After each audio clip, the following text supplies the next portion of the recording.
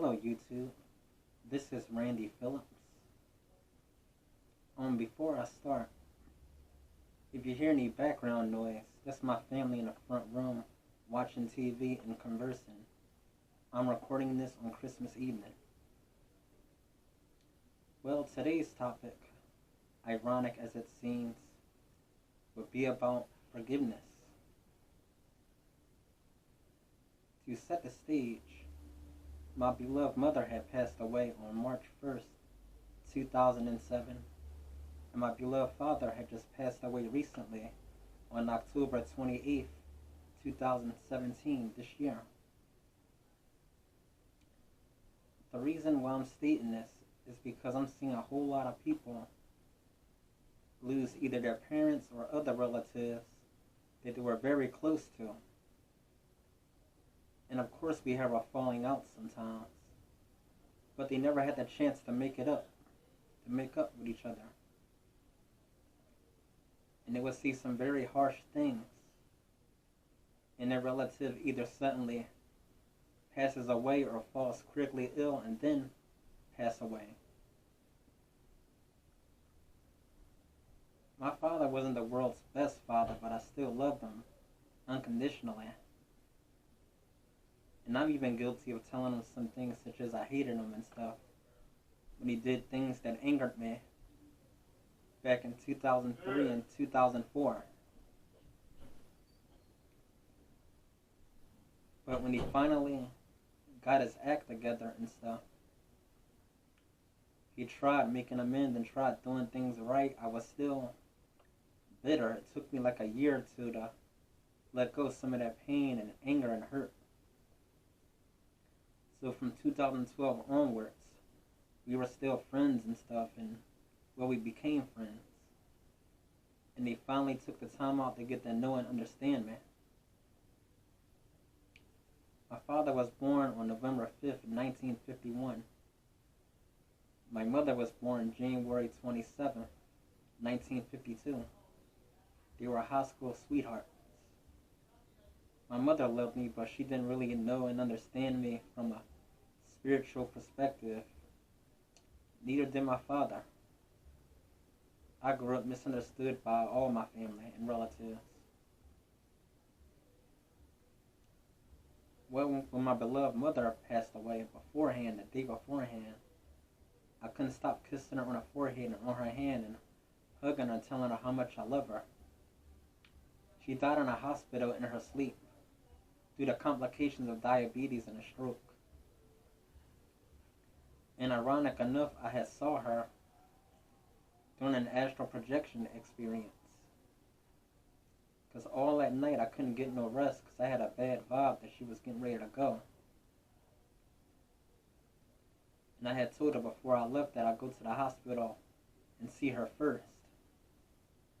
And then I'd take care of the bills and rent and everything at home. Because I was her caretaker despite my own health of me falling ill back in 2009 in October.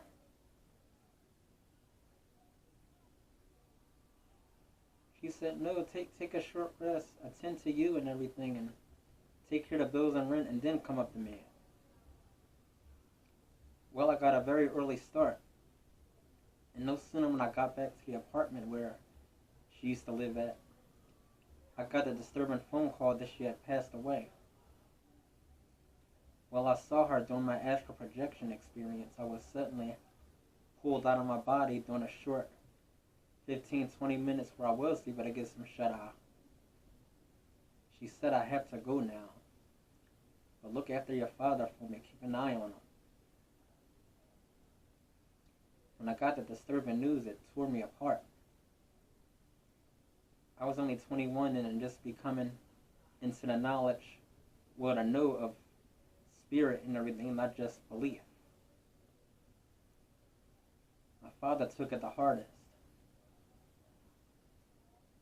That's when his alcohol and drug habits had became the heaviest,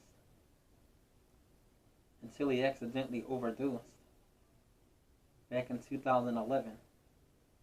And during his near-death experience, he talked about floating away and drifting in his black, grayish void. They was able to resuscitate him thank God. And he was very grateful to be given a second chance. It was then that he started making amends and apologizing for all his wrongdoings.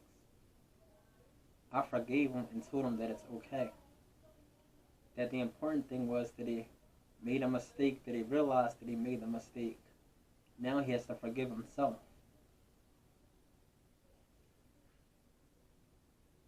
But as the years went on to around 2014, 2015, his health started to rapidly decline.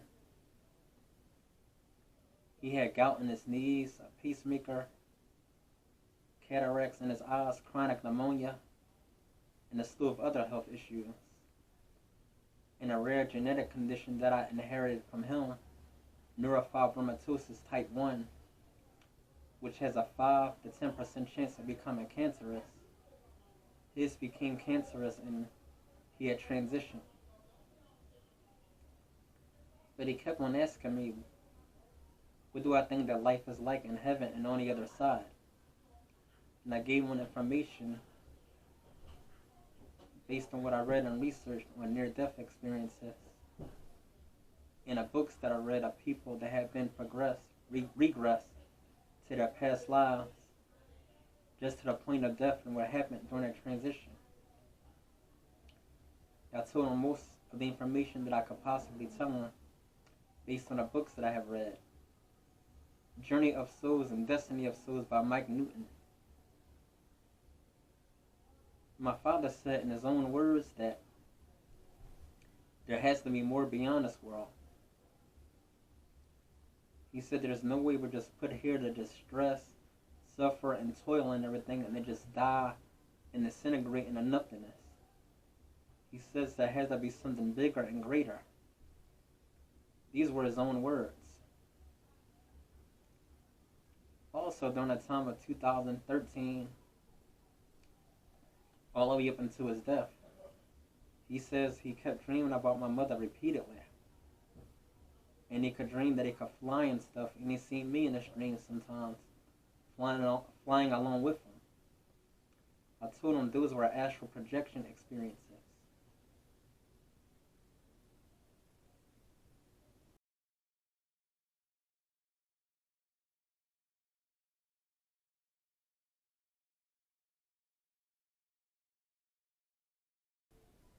And in August, late August of this year, I was coming home from physical and occupational therapy, trying to escape the heat wave, the summer heat, the 95-degree heat, with the 105-degree temperature index, the heat index, because I live on the East Coast. And my father, he hates the heat. I see him coming outside in 85 degrees perhaps, but not 95. And he so desperately wanted to see me. He said, I want to see my son. I got to see my son. Where my son at? Just as I was being wheeled into my room back here and getting ready to transfer to the bed, I had this gut feeling in my heart. And something told me to turn back around, and so I did. And I went back outside, and me and my father went across the street into the community park. That's across the street from where I live at. We found refuge from the summer heat under a tree. And we had a little heart-to-heart talks.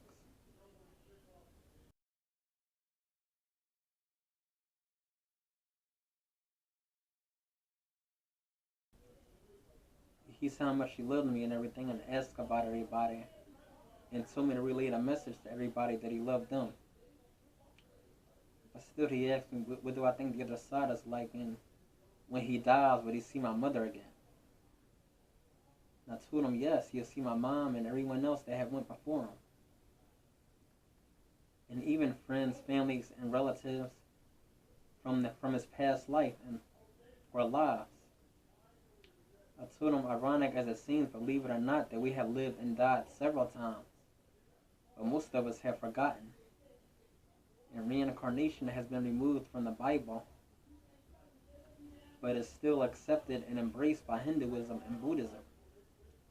I'm a personal believer of it because I kept having deja vu throughout my entire lifetime.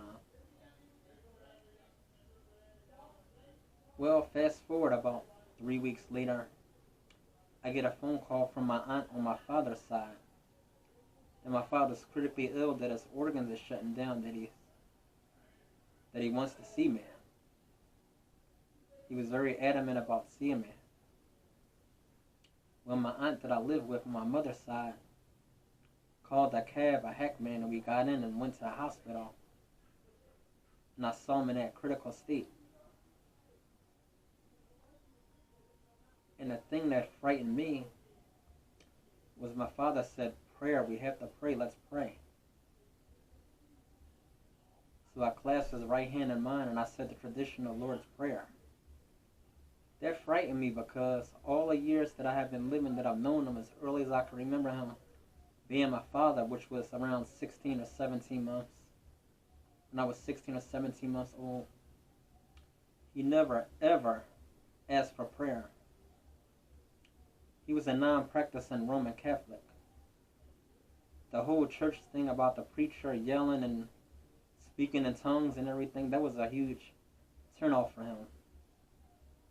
He said when he prayed, he said he pray and talk to God to himself, meaning he do it in silence and from his heart, not in the presence of nobody.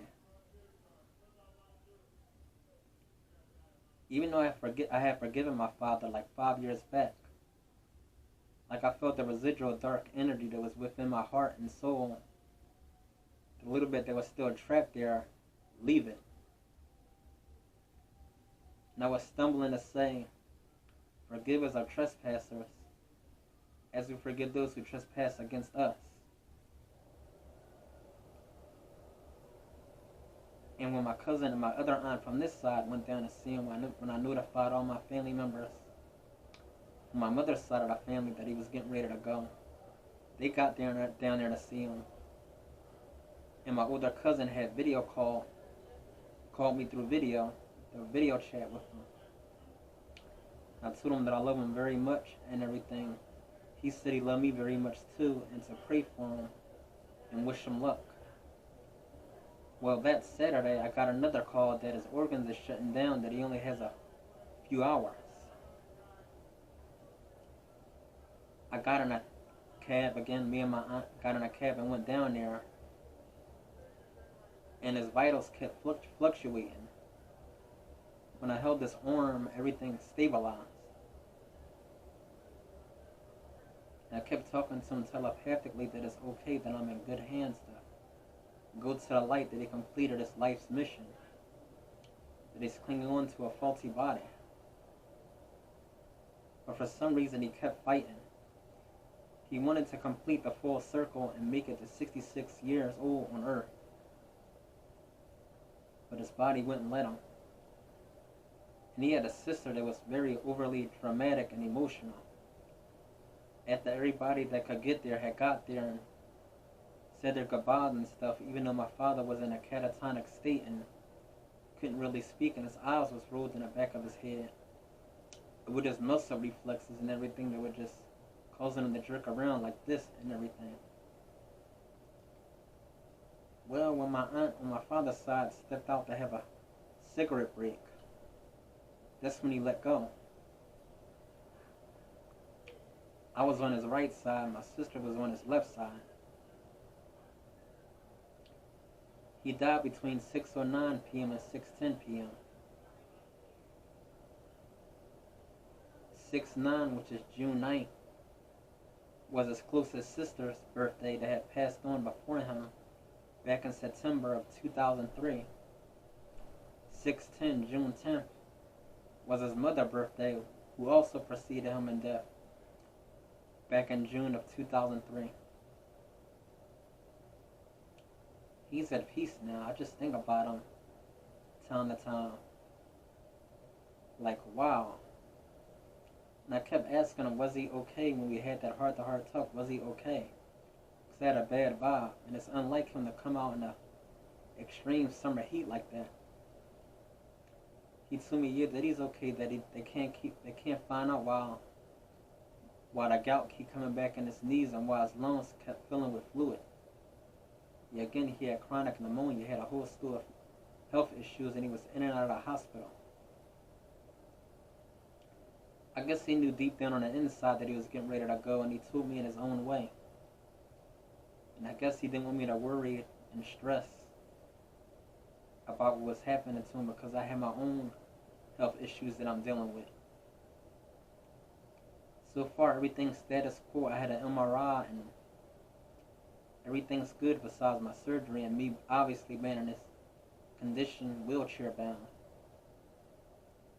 In my next video, I will talk about my astral projection experiences, of how I saw him during the time he was alive and shortly afterwards, because he was cremated and I got his ashes, and my sister and I had scattered his ashes around a tree where he and I last hung out at. I kind of saw him in a dream, but it was in a parallel reality where he didn't pass away quite yet. I still had that strange vibe that he was my father, whatever, but in that reality, he was my father, but he wasn't my father. It's like he had awareness that he was my father in this reality, but out there he wasn't, but we were still friends out there.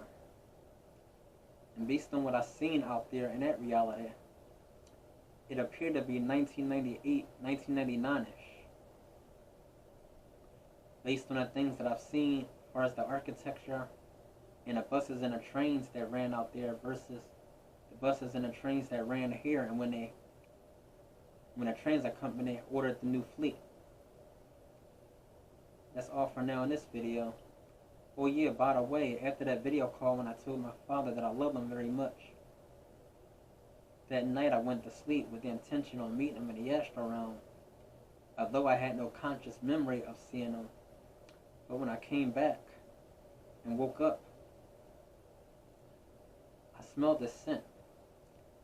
Because he used to work in a restaurant chopping up herbs and spices, and the chef would cook the dishes and stuff, and he would come home with that distinct smell of different herbs and spices, such as the onions, the oregano, the rosemary, all of the different herbs and spices he would chop up and everything.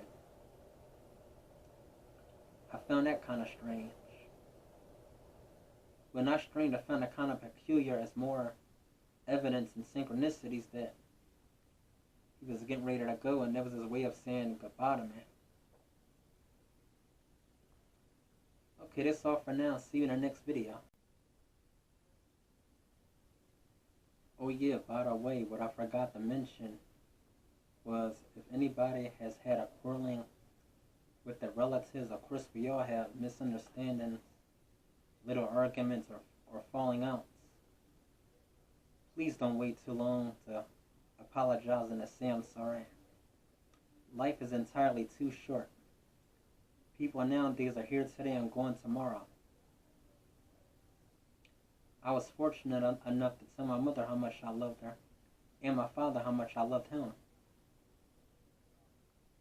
And I was just thinking,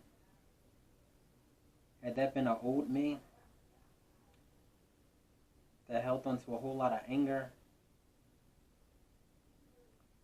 and had this had happened to him, and that they had all sunk in years later, I wouldn't be able to live with myself. And I'm seeing people posting testimonies on YouTube of how their mother had died, their father had died. They never had the chance to say that they loved them, that they were sorry. Both my parents apologized to me for any wrongdoings they may have done to me, and I apologized to them for any wrongdoings I may have done to them. So both of them had slipped away peacefully, and they both had physically departed me, both on good terms.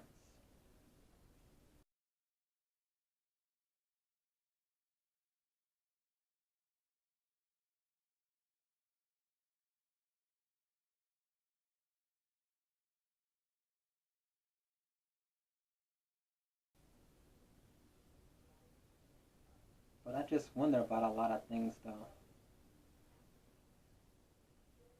Because I try to tell my family, but they're raised Christian and Southern Baptist, and you see God on the news. And I'm saying God, G-A-W-D, to refer to the biblical God. And that's another video I'll do. Something that I have done to my mother back in 2006, when I questioned about God's love, forgiveness, and mercy with hers. But yeah, life is too short. Get somebody you love, whether it's your mother, your father, brother, or sister, your grandparents, any close relatives. Give them a call and just say, I love you. I'm calling to check up on you, because you never know when they could slip out of here. Well, that's all for now with this video, and see you in the next video.